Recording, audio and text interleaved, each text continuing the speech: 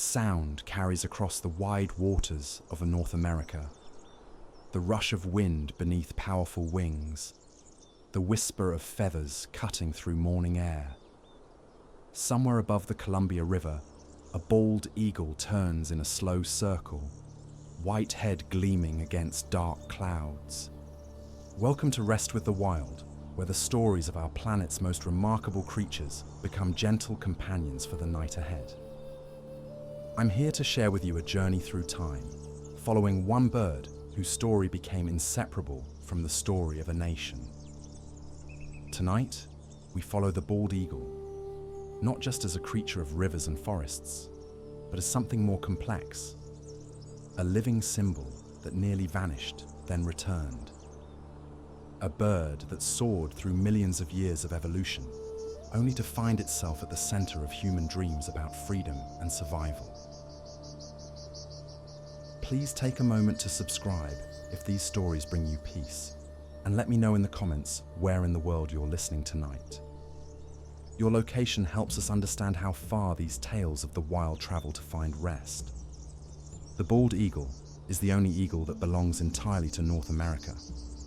Its scientific name, Haliaeetus leucocephalus, means white-headed sea eagle, though the striking white plumage doesn't appear until these birds reach maturity at 5 years old. Before then, they wear mottled brown feathers that help them blend into their riverside world. The name bald itself tells a story. It comes from the Old English word bald, meaning white, the same root that gave us piebald for black and white horses. These eagles were never hairless, but rather crowned in brilliant white, as if touched by winter itself. They build their homes near water, rivers that run silver in moonlight, lakes that reflect mountain peaks, coastal waters where salmon run thick in autumn streams. Here, where fish leap and currents whisper against shorelines, the bald eagle finds everything it needs.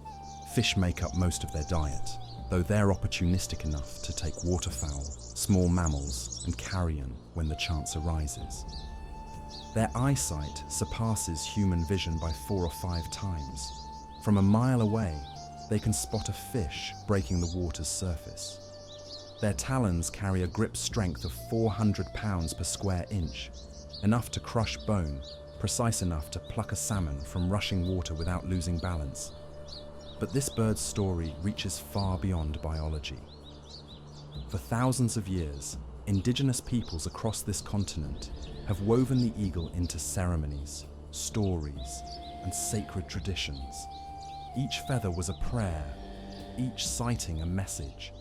The eagle connected earth to sky, human voices to the Creator's ear. Centuries later, a young nation searching for its identity would choose this same bird as its emblem.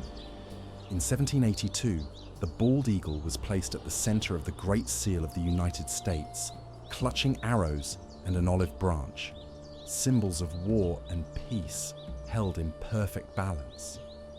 Yet even as the eagle represented strength and freedom on coins and seals, the living birds themselves faced a quieter crisis. By the middle of the 20th century, fewer than 500 nesting pairs remained in the lower 48 states. The chemical DDT had weakened their eggshells until they cracked under the weight of incubating parents. What followed was one of conservation's most remarkable stories. Scientists, lawmakers, and citizens worked together to ban the pesticide and protect eagle habitat.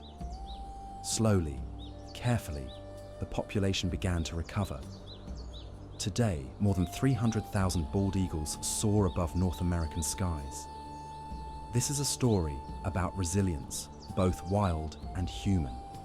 About how a creature that survived ice ages and continental drift also survived our mistakes, emerging stronger on the other side. About symbols that take flight in both the imagination and the world. Tonight, we'll trace the eagle's path through deep time, from ancient seas to modern rivers. We'll listen to the voices of peoples who saw divinity in those broad wings, and follow the scientists who first tried to understand what they were seeing. We'll explore how one bird became a nation's promise to itself, and how that promise was nearly broken before being carefully mended. The night is gentle, and there's no hurry. Let the eagle's story carry you through the darkness, across waters that reflect starlight, towards shores where morning waits quietly. Our journey begins in the deep past, where giants once ruled the earth and the ancestors of all eagles first learned to read the wind. 20 million years ago, in the warm seas of the Miocene epoch, the ancestors of all sea eagles first spread their wings above waters that covered much of what we now call Europe and Asia. The climate was warmer then, gentler than today. Palm trees grew in places that now know only snow, and shallow seas stretched across landscapes that would one day become mountains. In those ancient waters, the first members of the genus Haliaeetus learned to fish.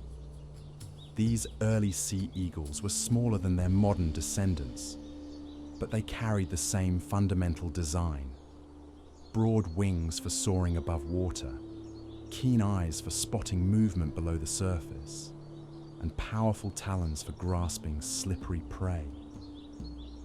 The eagle lineage reaches even deeper into time. All eagles, hawks, and kites belong to the family Accipitridae, a group that emerged during the Oligocene epoch some 30 million years ago. Back then, the world was cooling from the greenhouse conditions of earlier epochs. Grasslands were expanding, forests were fragmenting, and new ecological niches were opening for aerial hunters. Fossil evidence tells us that raptors evolved their distinctive characteristics gradually. The earliest members of this family were more generalized, less specialized for specific hunting techniques. Over millions of years, different lineages refined their approach to life. Some became forest specialists, threading through trees with short, broad wings. Others mastered open country, developing long, narrow wings for efficient soaring. The sea eagles found their calling along coastlines and major rivers. Here, the abundance of fish created opportunities for birds willing to dive and snatch prey from just below the surface. This lifestyle demanded specific adaptations that would define the lineage for millions of years to come. Around 7 million years ago, during the late Miocene, something remarkable happened. Sea eagles reached North America. The exact pathway remains debated among paleontologists, but the most likely route followed the Bering Land Bridge, a temporary connection between Asia and Alaska that appeared whenever sea levels dropped during cooler periods. These pioneering eagles encountered a continent rich with opportunity. Vast river systems cut through temperate forests. Salmon runs filled countless streams. The coastlines teemed with fish, waterfowl, and marine mammals. Here, isolated from their Old World relatives, the ancestors of the bald eagle began their own evolutionary journey. Genetic studies reveal that the bald eagle diverged from its closest living relatives, the white-tailed eagle of Eurasia and the massive Steller's sea eagle of northeastern Asia, roughly 7 million years ago. This split coincides with major climate changes that were reshaping the northern hemisphere. Ice ages were beginning their long rhythm of advance and retreat, creating cycles of isolation and reconnection that drove the evolution of countless species. The bald eagle's scientific name, Haliaeetus leucocephalus, reflects its position in this ancient lineage. Haliaeetus comes from Greek words meaning sea eagle, while leucocephalus means whitehead. But the whitehead and tail feathers that define adult bald eagles are actually a relatively recent innovation in evolutionary terms, a way of signaling maturity and breeding readiness that developed as these eagles adapted to North American conditions. Young bald eagles spend their first 4 or 5 years in mottled brown plumage that provides excellent camouflage. This extended juvenile period is unusual among raptors and suggests a complex social structure where learning and experience matter as much as physical capability. The delayed plumage maturation also indicates that these eagles evolved in environments where patience and skill were more valuable than speed to reproduce. The physical adaptations that define modern bald eagles emerge through millions of years of refinement. Their massive hooked beak, perfectly designed for tearing flesh, represents the culmination of countless generations, selecting for efficiency in handling large prey. The beak is not just a tool, but a precision instrument, capable of delicate work like feeding small fish to nestlings, or the forceful task of breaking through the tough skin of salmon. Perhaps most impressive are the talons. A bald eagle's grip strength reaches 400 pounds per square inch, powerful enough to crush the bones of fish and waterfowl, yet precise enough to grasp eggs without breaking them. Each talon curves into a perfect arc, with sharp points that lock into prey like biological fish hooks. The rear talon, called the hallux, acts as an opposable thumb, allowing eagles to manipulate objects with surprising dexterity. But it is their eyes that truly set eagles apart from almost every other creature on Earth. Eagle vision is among the most acute in the animal kingdom, 4 to 5 times sharper than human sight. This extraordinary visual system evolved to solve a specific problem: finding fish in dark water from great heights. An eagle's eye contains about 1 million nerve fibers connecting to the brain, compared to only 200,000 in humans. They possess 2 areas of sharp focus in each eye, allowing them to look both forward and to the side simultaneously. This adaptation means that an eagle soaring at 1,000 feet can spot a fish breaking the surface of water more than a mile away. The structure of their eyes reveals other secrets. Eagles have a much higher density of light-receiving cells in their retinas, particularly cells sensitive to movement and contrast. They can detect ultraviolet light, which may help them see fish swimming just below the surface, fish that would be invisible to human eyes. These visual superpowers come with costs. Eagle eyes are proportionally enormous, taking up much of the skull space that in other animals would be devoted to brain tissue. The eyes are also fixed in their sockets. Eagles cannot move their eyes the way humans do. Instead, they must turn their entire heads to shift their gaze, which they do with fluid, almost mechanical precision. Their wings tell another story of adaptation. Bald eagles are built for soaring, not speed. Their wings are broad and long, designed to catch thermal updrafts and ride them with minimal energy expenditure. The primary flight feathers at the wingtips can spread like fingers, each one adjusting independently to read the subtlest changes in air currents. This soaring ability allowed eagles to master the vast landscapes of North America. During the ice ages that dominated the last 2 million years, advancing glaciers repeatedly forced eagles to shift their ranges. Birds that could travel long distances with little effort had enormous advantages over those bound to specific territories. The ice ages also created the salmon runs that would become central to bald eagle ecology. As glaciers retreated, they carved river valleys and created the conditions for anadromous fish, species that spend their adult lives in the ocean, but return to freshwater streams to spawn. When thousands of salmon crowded into relatively small streams, they created feeding opportunities that could support large numbers of eagles. Climate records from ice cores and fossil pollen show that North America's temperate forests experienced dramatic changes during these glacial cycles. Eagles that could adapt to different forest types and prey species survived, while more specialized species often went extinct. This pressure may have contributed to the bald eagle's opportunistic feeding behavior, their willingness to take whatever prey is most abundant, rather than specializing on a single food source. Archaeological evidence suggests that bald eagles have maintained essentially their modern form for at least the last 500,000 years. Fossil bones from caves and river deposits across North America show eagles with the same proportions and structural details as birds flying today. This stability suggests that eagles found their optimal design relatively early and have required few major changes since. Pasitandan, The relationship between bald eagles and their prey also shaped other species. Salmon evolution, for instance, was influenced partly by predation pressure from eagles and other fish-eating birds.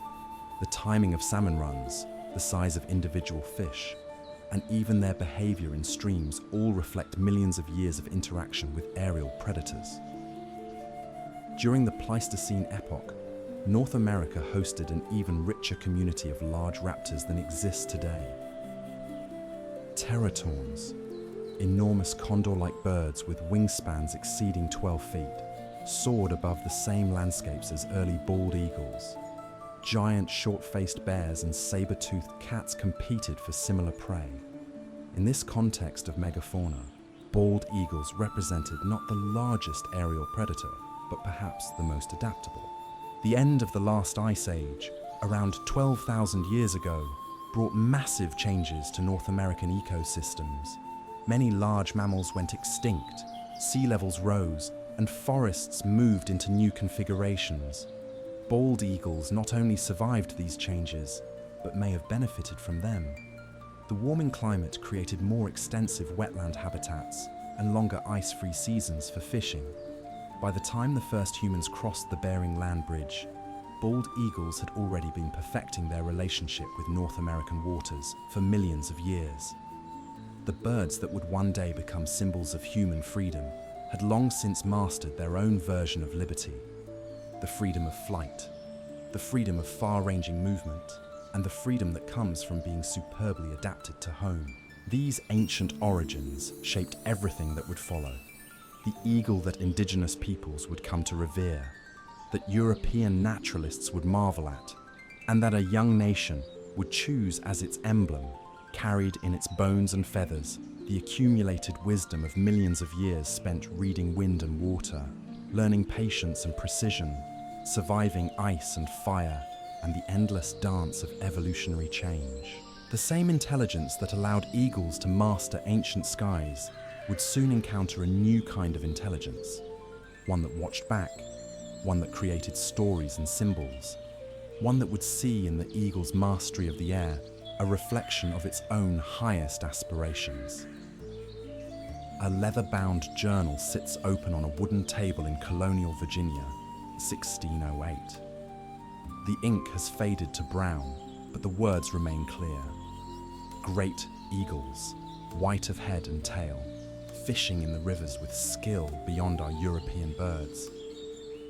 Captain John Smith, explorer and chronicler of the New World, had just recorded one of the first European descriptions of the bald eagle. For Smith and other early colonists, these eagles represented something entirely new. European eagles, golden eagles, and the occasional sea eagle were birds of mountains and remote coasts. But here in North America, massive white-headed eagles perched openly along major rivers, seemingly unafraid of human presence. They fished in broad daylight, built enormous nests visible from great distances, and appeared to thrive in landscapes that European settlers were just beginning to understand. The Jamestown colonists were not naturalists in the modern sense. Their observations served practical purposes: which animals could be hunted for food, which posed threats, which might indicate good fishing or fertile land. Yet their letters and journals home provided the first systematic European documentation of North American wildlife. By the mid-1600s, descriptions of bald eagles appeared regularly in colonial writings. Some accounts mixed fact with folklore. A letter from Massachusetts Bay Colony in 1634 claimed eagles could lift a man from the ground, while more careful observers noted their preference for fish over terrestrial prey. The Reverend John Clayton, one of colonial America's most careful natural historians, spent decades in Virginia studying local wildlife. His letters to the Royal Society of London in the 1680s provided detailed observations of eagle behavior. Clayton noted their fishing techniques, their apparent monogamy, and the way young eagles remained brown for several years before developing white plumage. Clayton's work reached European naturalists at a time when the scientific study of nature was becoming more systematic. The Swedish naturalist Carl Linnaeus was developing his revolutionary system for classifying all living things, and American specimens were arriving in European collections with increasing frequency. In 1766, Linnaeus published the 10th edition of his Systema Naturae, the work that established modern biological nomenclature. Here, for the first time, the bald eagle received its official scientific name, Falco leucocephalus. Linnaeus initially placed all eagles, hawks, and falcons in the genus Falco, not yet understanding the deeper relationships between different raptor groups. Linnaeus worked from preserved specimens and written descriptions rather than living birds. His brief description captured the essential features: brown body, white head and tail, yellow beak and feet, inhabits America. Simple words that would anchor the eagle's place in scientific classification for centuries to come. But Linnaeus's initial classification would prove problematic. As more specimens reached European museums, and as naturalists began to understand raptor relationships more clearly, it became apparent that bald eagles belonged not with the true falcons, but with the sea eagles, a distinct group adapted specifically for fishing. The German naturalist Johann Friedrich Gmelin corrected this in 1788, moving the bald eagle to the genus Haliaeetus alongside other sea eagles. This reclassification reflected growing understanding that similar lifestyles, not just similar appearances, indicated evolutionary relationships. Meanwhile, in America itself, a new generation of naturalists was emerging. These were not European visitors, but Americans born to the landscape, people who could observe eagles across seasons and years, rather than during brief collecting expeditions.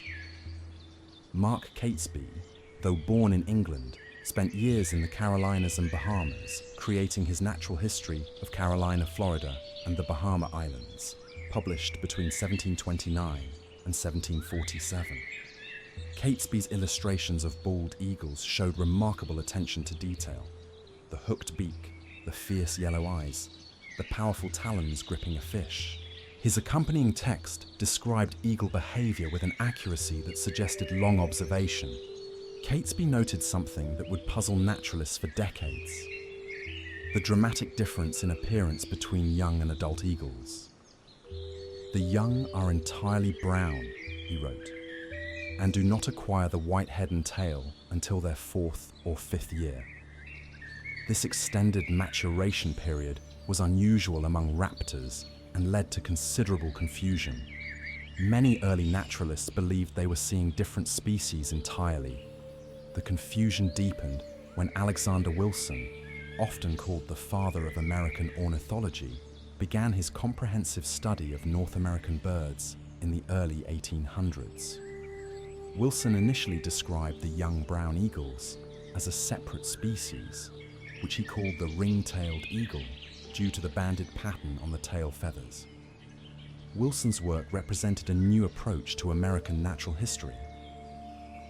Unlike European naturalists working from preserved specimens, Wilson traveled extensively across the United States, observing birds in their natural habitats.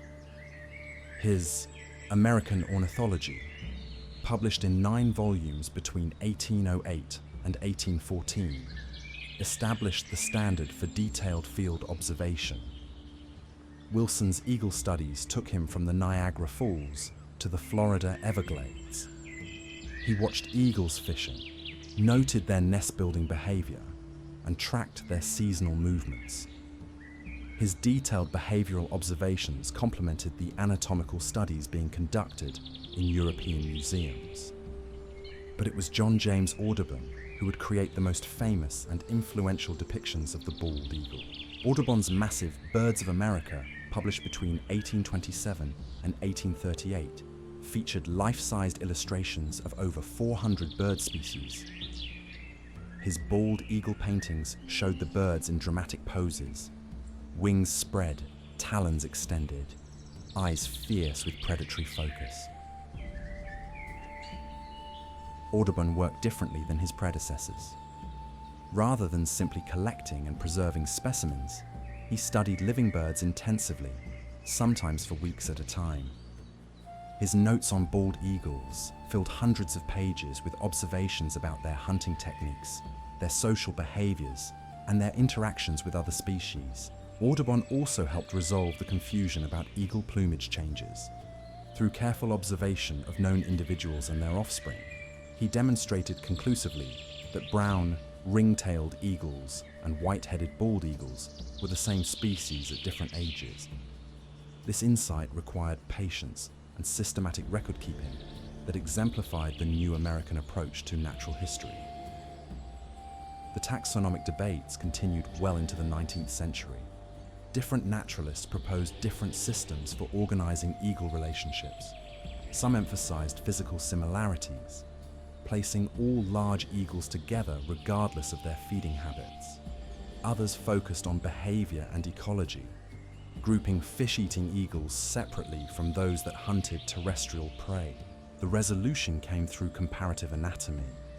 By the 1850s, naturalists had access to skeletal specimens from eagles around the world. Detailed comparison of skull structure, wing bones, and talon anatomy revealed that bald eagles were indeed closely related to other sea eagles, particularly the white-tailed eagle of Europe and Asia. These anatomical studies also revealed adaptations that earlier naturalists had missed. The structure of eagle eye sockets showed modifications for enhanced vision. The arrangement of neck vertebrae explained their remarkable head mobility. The fusion patterns in wing bones indicated specific adaptations for soaring flight. By the time Charles Darwin published On the Origin of Species in 1859, naturalists had assembled enough comparative data to begin understanding eagle evolution. The similarities between Old World and New World sea eagles suggested common ancestry, while their differences indicated adaptation to local conditions over millions of years. The late 19th century brought new technologies to eagle studies. Photography allowed naturalists to document behavior without disturbing the birds.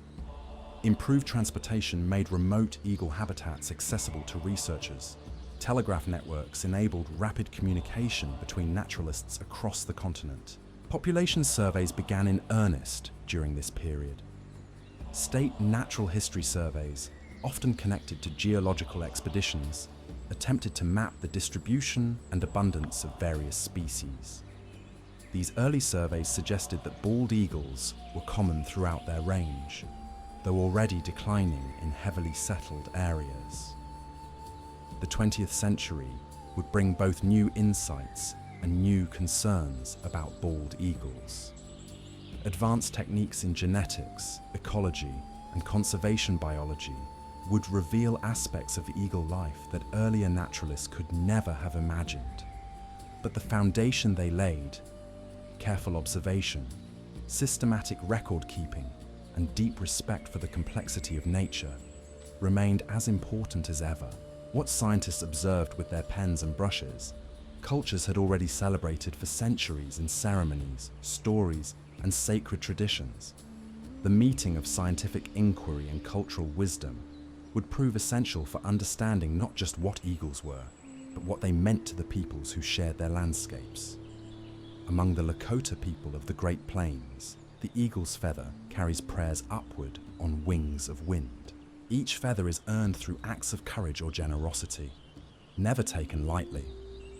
When a Lakota warrior receives an eagle feather, it becomes more than decoration.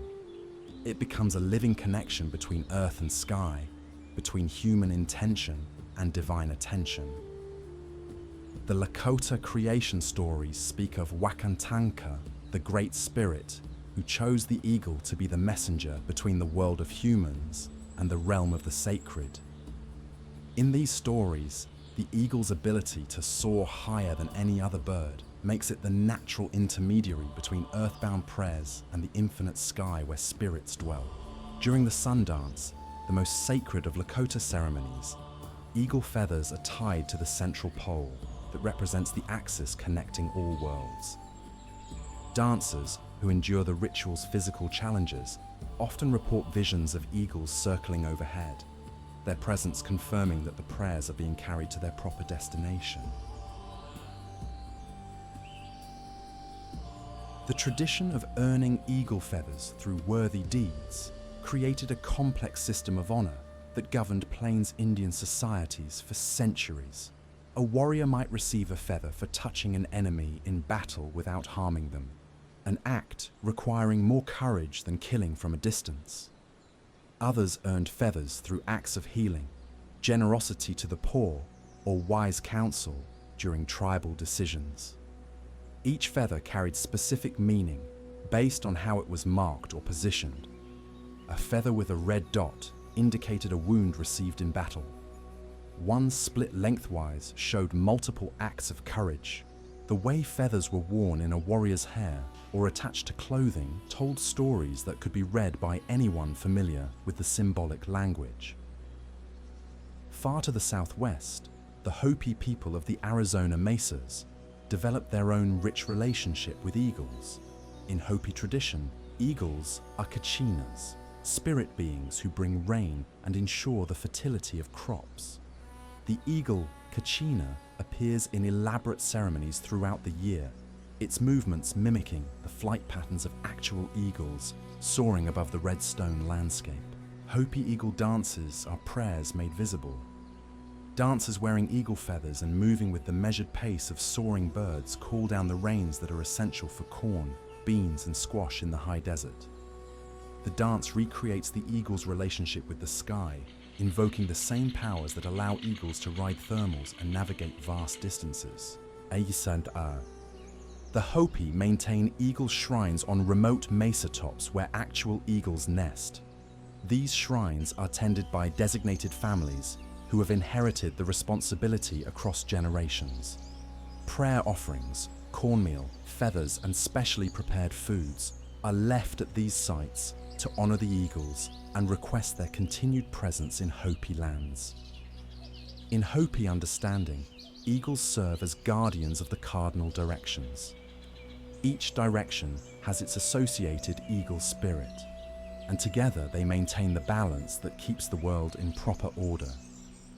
This cosmological role makes eagles central, not just to ceremonial life, but to the Hopi conception of how the universe functions.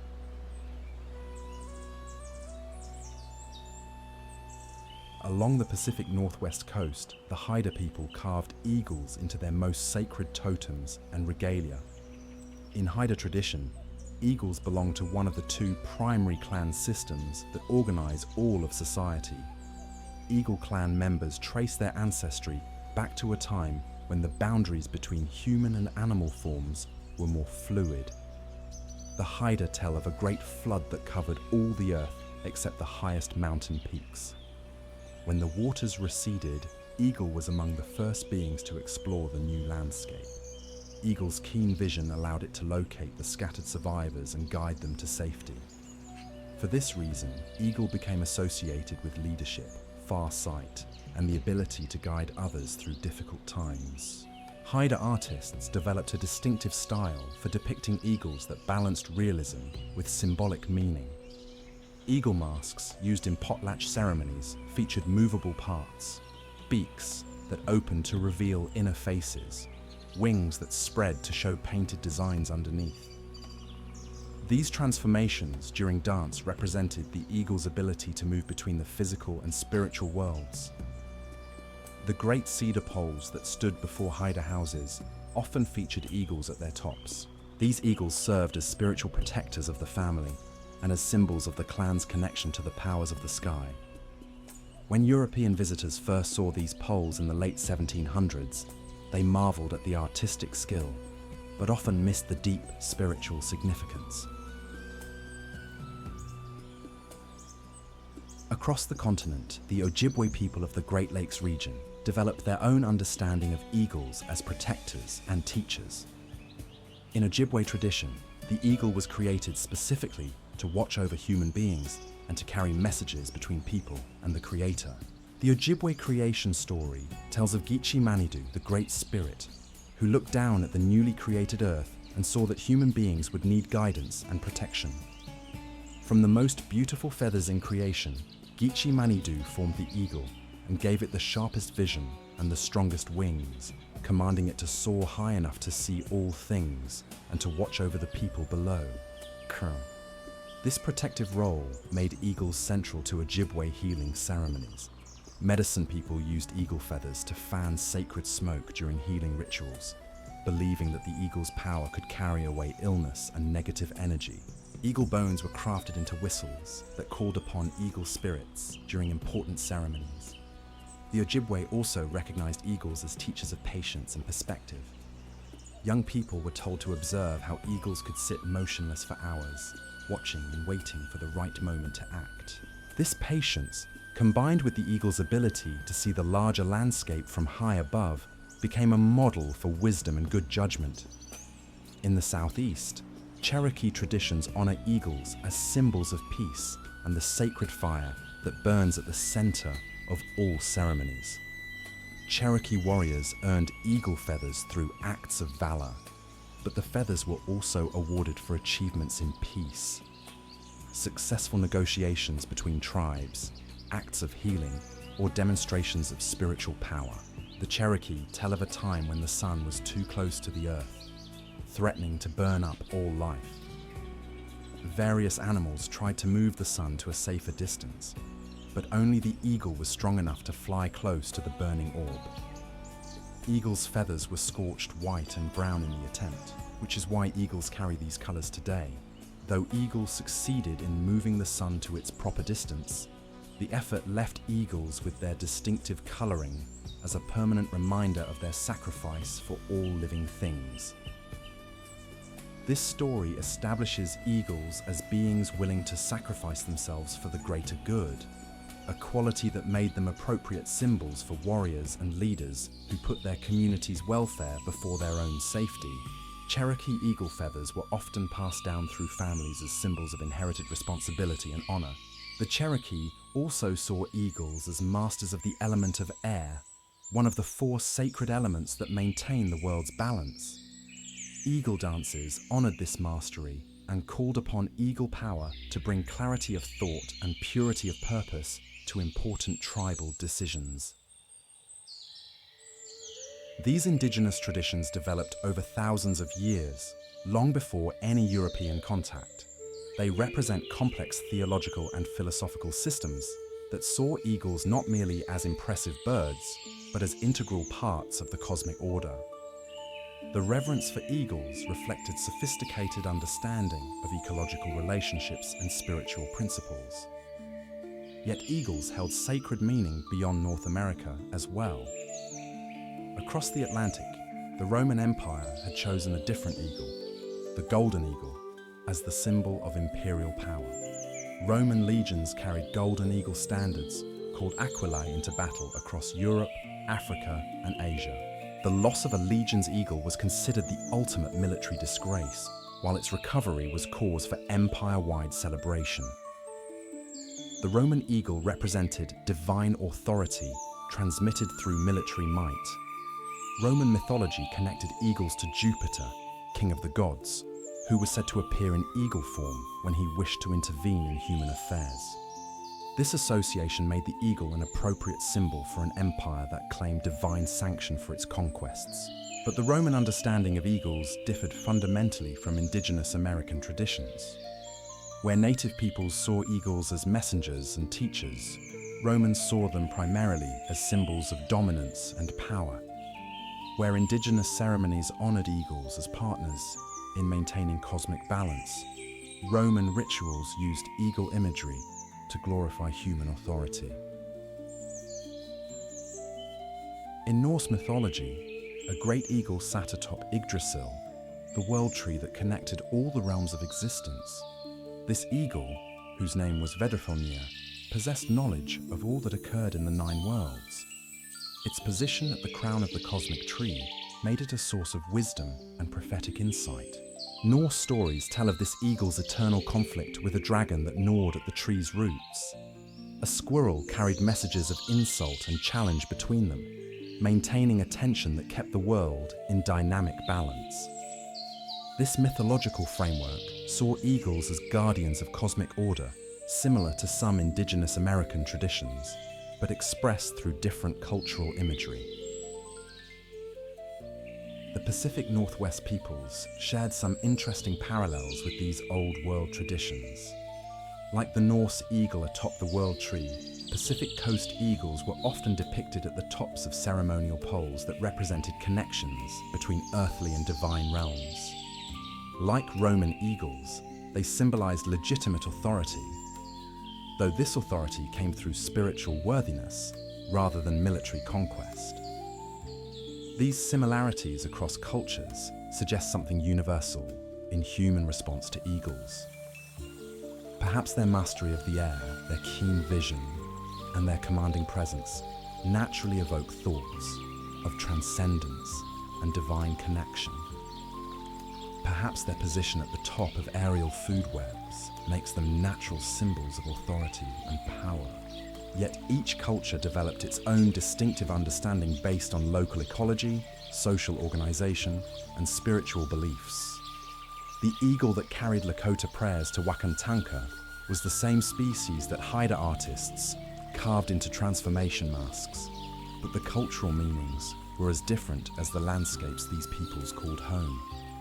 When European colonists arrived in North America, they brought their own eagle symbolism, associations with imperial power, divine authority, and military might.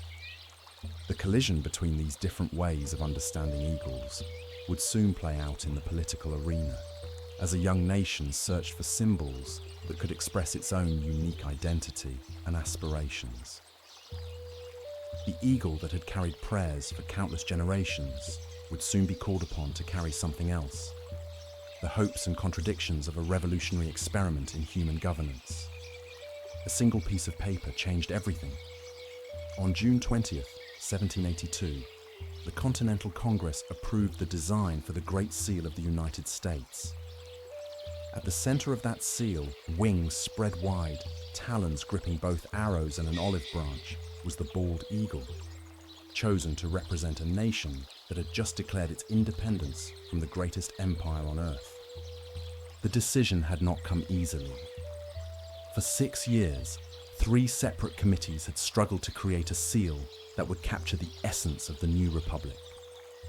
The first committee, formed just hours after the Declaration of Independence was signed, included Benjamin Franklin, Thomas Jefferson, and John Adams, 3 of the most thoughtful minds of the age.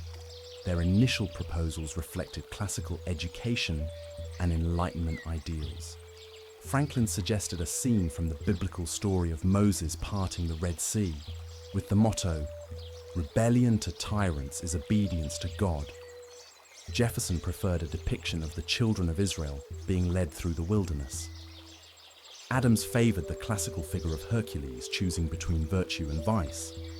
None of these designs satisfied Congress. Too complex, too religious, too European in their symbolism. The new nation needed something distinctly American, something that spoke to the unique character of a republic born from revolution, yet committed to the rule of law. The breakthrough came from Charles Thompson, Secretary of Congress, who synthesized elements from all the previous proposals into a design both simple and profound. At its heart was the bald eagle, a bird found nowhere else on Earth, a creature already familiar to every American colonist, a symbol that could represent both strength and the aspiration for peace. Thompson's design placed 13 arrows in the eagle's left talon, representing the original colonies united in their readiness to defend themselves. In the right talon, an olive branch with 13 leaves symbolized their preference for peace. Above the eagle's head, 13 stars arranged in a constellation suggested a new nation taking its place among the powers of the world. But not everyone approved of the choice. Benjamin Franklin, in a letter to his daughter Sarah Bash, expressed his reservations with characteristic wit. "I wish the bald eagle had not been chosen as the representative of our country. He is a bird of bad moral character. He does not get his living honestly.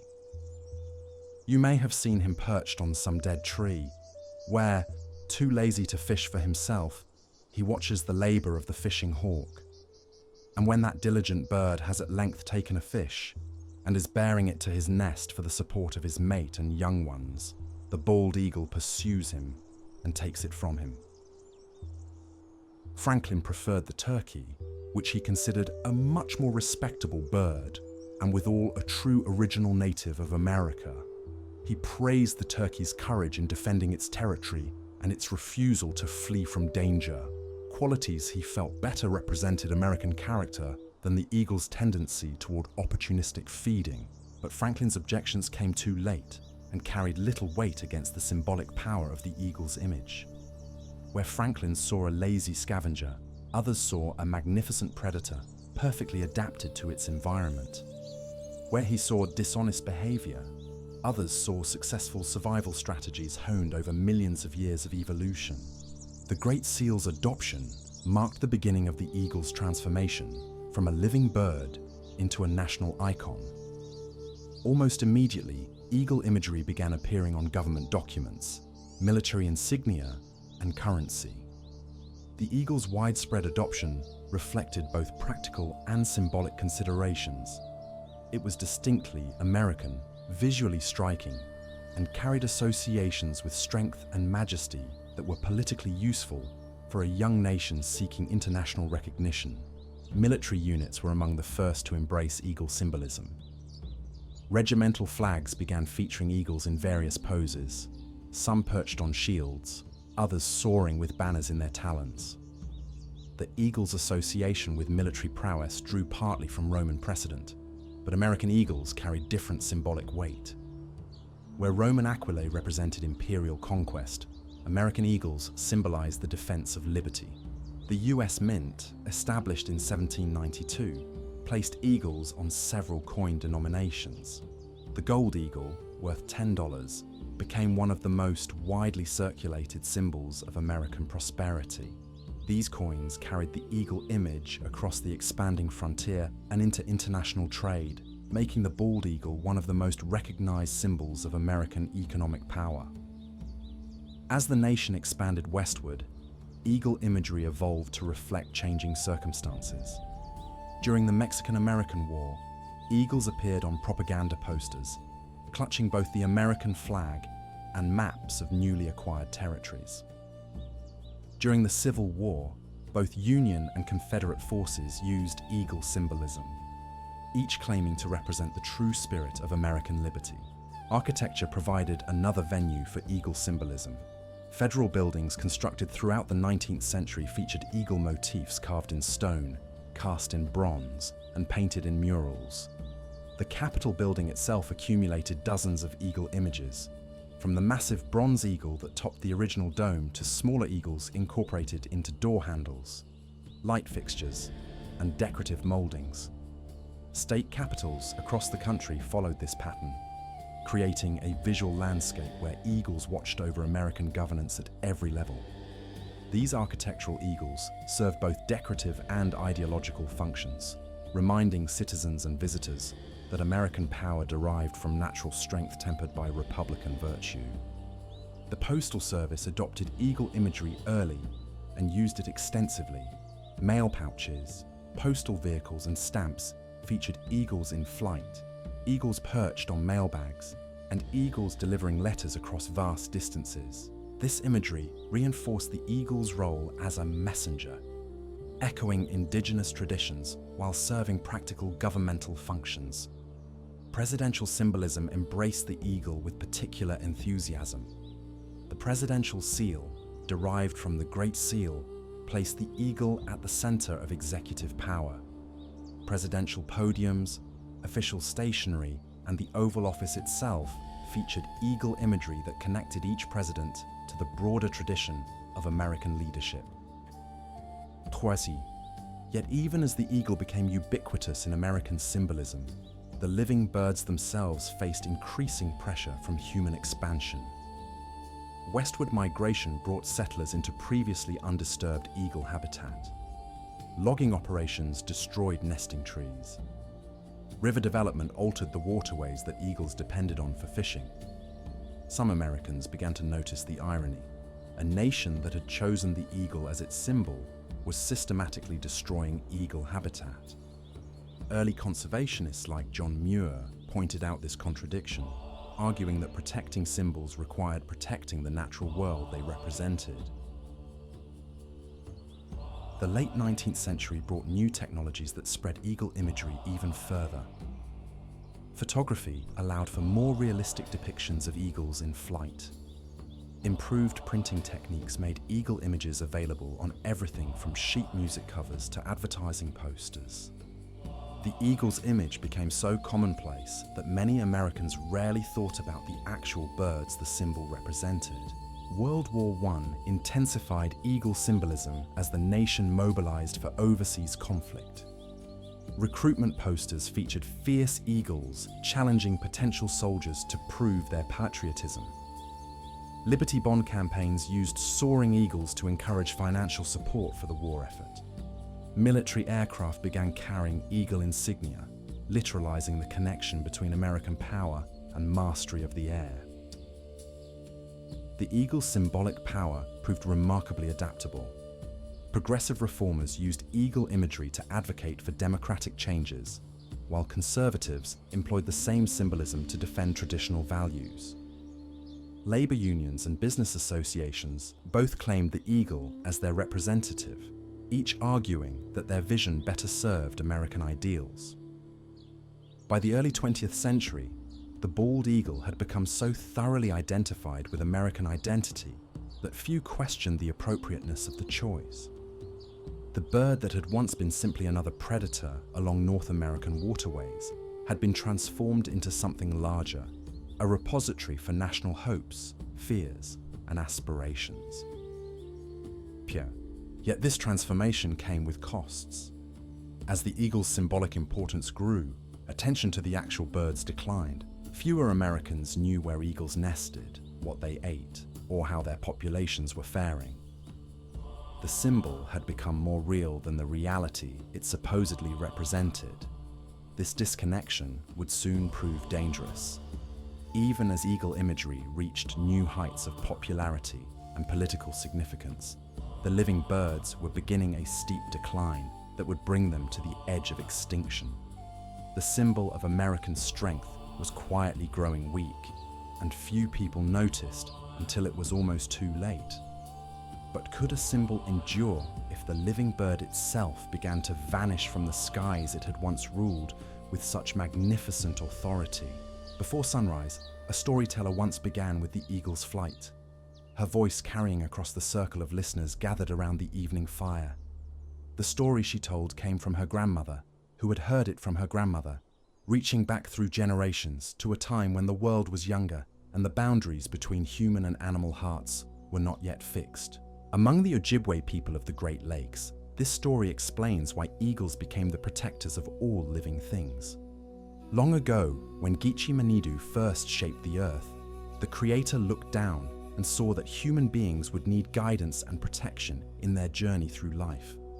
The other animals were already settled in their roles. Wolves to teach about family loyalty, bears to demonstrate strength and healing, turtles to show patience and longevity. But who would watch over the humans themselves? Who would carry their prayers to the spirit world and bring back messages of guidance? Geechee-Manitou gathered the most beautiful feathers from all the birds of creation. The brilliant blue of the jay, the deep black of the raven, the pure white of the swan. From these perfect feathers, the Creator fashioned a new being and breathed into it the keenest sight of any creature. This was the first eagle, created specifically to be the guardian and messenger for human beings. You will soar higher than any other bird, Geechee-Manitou told the eagle. Your eyes will see all that happens below, and your wings will carry prayers up to the spirit world. When humans need guidance, you will bring them messages from the ancestors. When they face danger, you will watch over them from the sky. Oh, this is why the Ojibwe storytellers say eagle feathers are so sacred.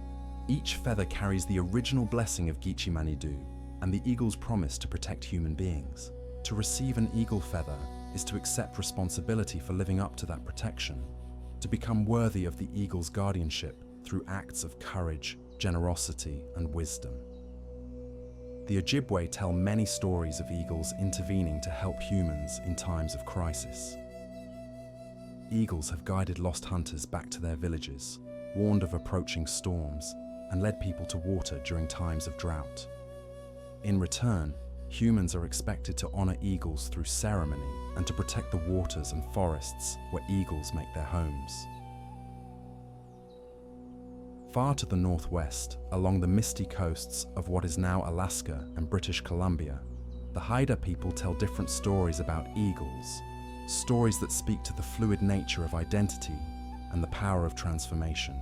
In Haida tradition, eagle was once a powerful chief who could take either human or bird form at will. During the Great Flood that covered all the earth except the highest mountain peaks, Eagle Chief used his ability to fly above the waters to locate survivors and guide them to safety. But the responsibilities of leadership and the trauma of seeing so much destruction gradually changed him.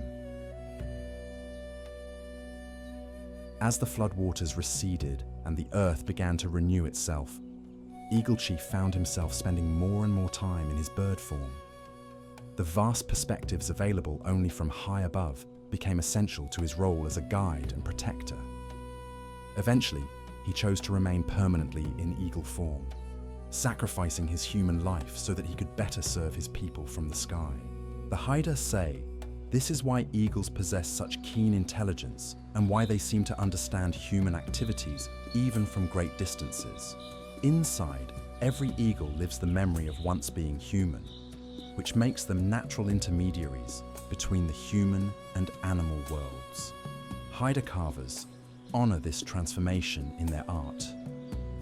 Eagle masks used in potlatch ceremonies often feature movable parts that allow the dancer to transform from human to eagle form during the dance. The moment of transformation, when the human face disappears and the eagle emerges, represents the willing sacrifice of individual identity for the greater good of the community. This theme of sacrifice for the greater good appears in eagle stories across many cultures. The Cherokee tell of the time when the sun hung too close to the earth, threatening to burn up all life. Various animals attempted to push the sun higher into the sky, but all failed until Eagle volunteered to try.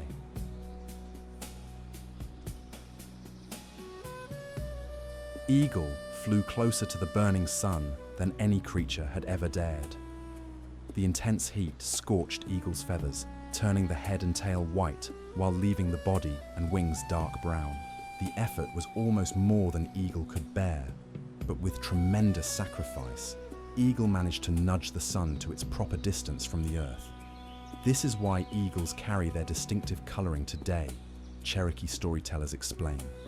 The white head and tail are scars from eagles' sacrifice to save all life on Earth. This story establishes eagles as beings willing to endure personal cost for the benefit of others, a quality that made them appropriate symbols for warriors and leaders. Cherokee eagle feathers, like those of other indigenous peoples, carry deep significance, but Cherokee traditions added specific meanings to how feathers were earned and displayed. A warrior who had struck an enemy in battle might receive an eagle feather marked with red ochre. One who had saved a life in battle earned a feather with special notches. The arrangement of feathers in a warrior's hair told a story that could be read by anyone familiar with the symbolic language. But eagle feathers were not only earned through warfare. Cherokee traditions honored eagles as symbols of peace and the sacred fire that burns at the center of all ceremonies. Peacekeepers who successfully negotiated between warring tribes, healers who demonstrated extraordinary skill, and spiritual leaders who showed unusual wisdom could all earn eagle feathers for their contributions to community welfare. The Pueblo peoples of the Southwest developed their own rich tradition of eagle stories, many connected to their role as rain bringers. In one Hopi story, Eagle was the first being to discover the Kachinas, the spirit beings who bring rain and ensure the fertility of crops. During a time of terrible drought, when the corn withered in the fields and springs dried up across the mesa country, Eagle flew higher and farther than ever before, searching for any sign of water. At the edge of the world, Eagle discovered a hidden valley where the Cachinas were keeping all the rain locked away in vast pots. Eagle learned the songs and dances that the Cachinas used to control the rain. When Eagle returned to the Hopi mesas, it taught these ceremonies to the people, showing them how to call the Cachinas back to their lands.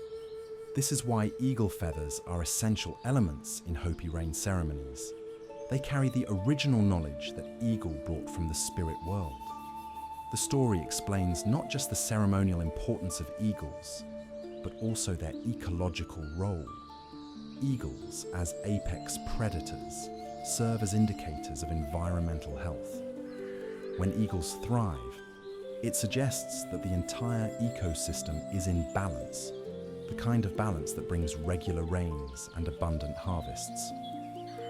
Across the Great Plains, Lakota storytellers tell of how Eagle became the carrier of prayers to Wakan Tanka, the Great Spirit. In the beginning, all animals could speak directly to the Creator, but as the world grew more complex and human populations increased, this direct communication became difficult to maintain. The Creator decided to choose one animal to serve as the messenger for all others. Each animal was invited to demonstrate why it should be chosen. Bear showed its strength, wolf demonstrated loyalty to family, buffalo displayed its willingness to provide for others. But when Eagle's turn came, it simply spread its wings and soared higher than any of the others could reach. Eagle will be my messenger, the Creator declared, because it can rise above all earthly concerns and see the larger patterns that govern life. When prayers need to be carried upward, Eagle's wings will bear them. When messages need to be brought down from the spirit world, Eagle's keen eyes will find the intended recipients. This story establishes the eagle's role not just as a powerful predator, but as a spiritual intermediary whose physical abilities, flight and vision, serve larger purposes in the cosmic order. These stories, told around countless fires across thousands of years, created a rich tapestry of meaning that surrounded eagles wherever they flew. The stories varied in detail but shared common themes: eagles as messengers between worlds, as beings willing to sacrifice for others, as protectors watching over those below, as teachers of patience and far-seeing wisdom. When European settlers arrived in North America, they encountered not just eagles themselves, but this elaborate cultural framework that had grown up around them. The stories provided context that helped explain why indigenous peoples held eagles in such reverence, and why eagle feathers were treated with ceremony and respect. These traditional stories would soon meet the modern world, where science was beginning to add its own chapters to the eagle's tale.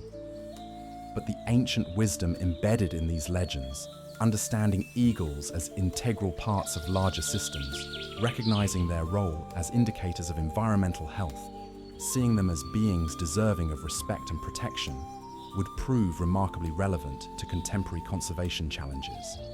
And still the stories echo across the years, as modern science now adds its own remarkable tales of recovery and hope. Water carries the sound of wings where once silence reigned. Along the Potomac River near Washington, D.C., eagles circle again above the same waters that flow past the Capitol building, where their image was carved in stone centuries ago.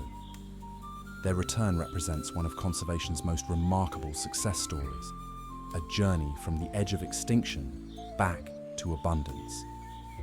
The story begins with a crisis that unfolded so gradually that few noticed until it was almost too late. Through the 1940s and 1950s, bald eagle populations across the United States began declining precipitously. What had once been a common sight, eagles soaring above rivers and lakes, became increasingly rare. By 1963, only 417 known nesting pairs remained in the entire lower 48 states. The decline had multiple causes, but the most devastating was invisible. DDT, a pesticide widely used after World War II to control agricultural pests and disease-carrying insects, was accumulating in the bodies of fish-eating birds. Eagles, at the top of the aquatic food chain, received concentrated doses of DDT and its breakdown products with every fish they consumed. DDT didn't kill adult eagles directly. Instead, it interfered with their ability to reproduce. The chemical caused eagles to produce eggshells so thin that they cracked under the weight of incubating parents. Across the country, eagle nests that had been productive for decades began failing year after year. Pairs would lay eggs, incubate them faithfully, and watch them break before hatching. Rachel Carson documented this crisis in her groundbreaking 1962 book, Silent Spring, connecting the decline of birds like eagles to the widespread use of persistent pesticides. Carson's work helped launch the modern environmental movement by showing how chemicals designed to improve human life could have devastating, unintended consequences for wildlife. The response to Carson's warnings was slow and often contentious. Chemical companies disputed her findings, while some government agencies resisted restrictions on substances they had promoted as safe and beneficial. But the evidence continued mounting. Studies showed measurable thinning of eggshells in museum collections dating from the DDT era compared to earlier specimens. In 1972, the newly created Environmental Protection Agency banned DDT for most uses in the United States. The ban represented a significant victory for environmental advocates, but it came after decades of damage. For eagles, the question remained whether populations could recover from such severe decline. The Endangered Species Act, passed in 1973, provided additional protection for eagles and other threatened wildlife. Bald eagles were among the first species listed under the new law, which made it illegal to harm eagles, disturb their nests, or destroy their habitat without federal permits. The law also required government agencies to ensure that their actions wouldn't jeopardize eagle recovery, but legal protection alone wasn't enough. Eagles needed active conservation efforts to restore their populations. The U.S. Fish and Wildlife Service, state wildlife agencies, zoos, and private organizations began coordinating recovery programs that combined habitat protection, captive breeding, and public education. One of the most successful efforts took place in the Chesapeake Bay region, where eagles had once been abundant but had virtually disappeared by the 1960s. The Chesapeake Bay Foundation, working with federal and state agencies, launched a comprehensive restoration program that addressed multiple aspects of eagle ecology. The program began with habitat protection, securing critical nesting sites along the bay's thousands of miles of shoreline. Volunteers monitored known nests, documenting breeding success and identifying threats. When development threatened important eagle habitat, conservation groups worked to purchase or protect the land through easements. Captive breeding programs provided another crucial component of recovery efforts. Facilities like the Patuxent Wildlife Research Center in Maryland developed techniques for breeding eagles in captivity and releasing young birds into the wild. These programs required extraordinary patience and skill. Eagles don't reach breeding age until they're 4 or 5 years old, and they're notoriously sensitive to disturbance. The breeding programs faced numerous technical challenges. Eagles needed large flight enclosures, specialized diets, and careful management to ensure they retained their wild behaviors. Biologists had to learn how to incubate eagle eggs artificially, hand-raise chicks, and prepare young eagles for life in the wild. One technique proved particularly important, using foster parents to raise captive-bred chicks. When wild eagles lost their eggs to thin shells or other problems, biologists could substitute healthy captive-bred chicks. The wild parents would raise these foster chicks as their own, teaching them essential survival skills that couldn't be learned in captivity. Alaska emerged as a crucial partner in these recovery efforts. The state had maintained healthy eagle populations throughout the DDT crisis. Partly because Alaska banned DDT, earlier than the lower 48 states, and partly because many Alaskan eagles fed on marine fish that carried lower DDT concentrations. Alaskan eagles provided both genetic diversity and experience for restoration programs. Young eagles from Alaska were relocated to areas where local populations had been extirpated.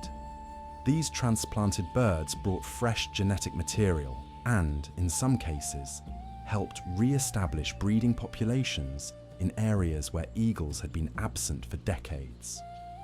The recovery process was slow and sometimes discouraging.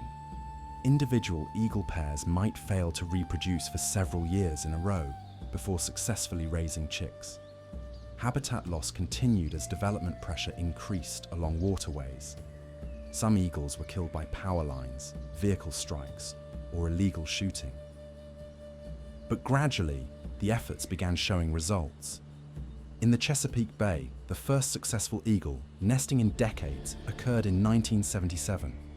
By the 1980s, multiple pairs were breeding successfully. The pattern repeated across the country as DDT residues gradually declined in the food chain, and conservation efforts created better conditions for eagle survival.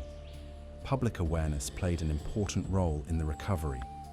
Television documentaries, newspaper articles, and educational programs help people understand both the causes of eagle decline and the efforts to restore populations. Eagle cams, video cameras positioned near active nests, allowed people around the world to watch eagle families in real time. The technology of eagle cams, first deployed in the 1990s, created unprecedented public engagement with eagle conservation. Viewers could watch eagles building nests, incubating eggs, and raising chicks through the intimate details of their daily lives. When chicks fledged successfully, it felt like a personal victory for thousands of online observers. These cameras also provided valuable scientific data.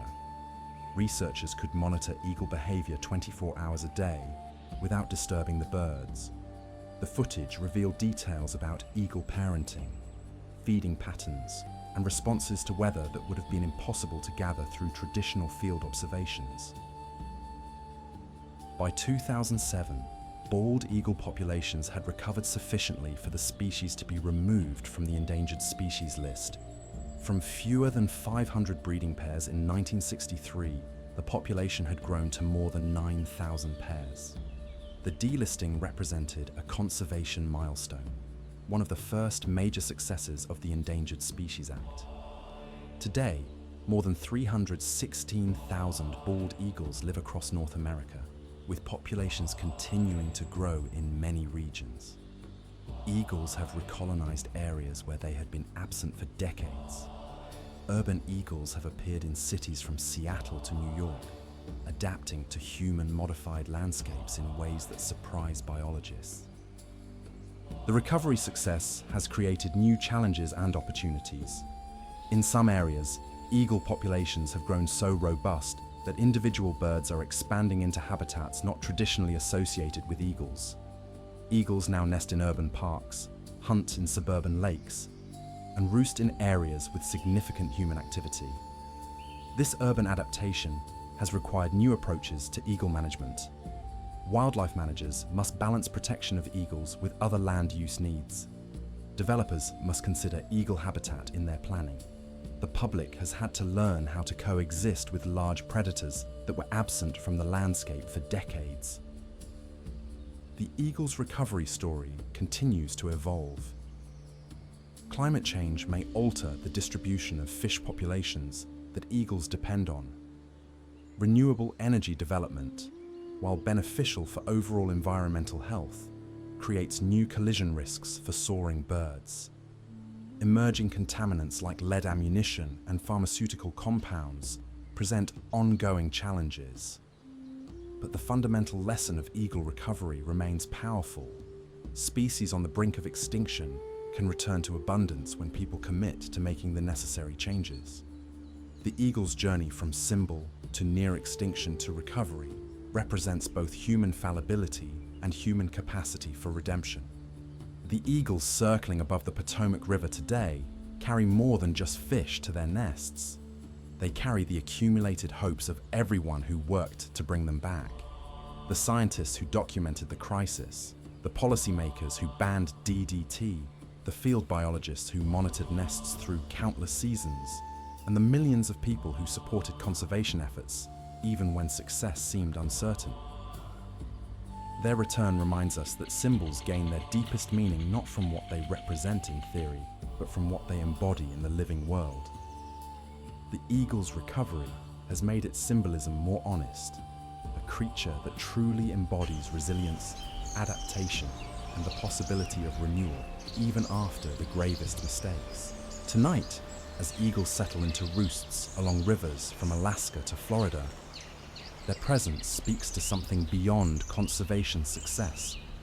It speaks to the possibility that other damaged relationships between humans and the natural world might also be healed, given enough patience, wisdom, and commitment to making things right.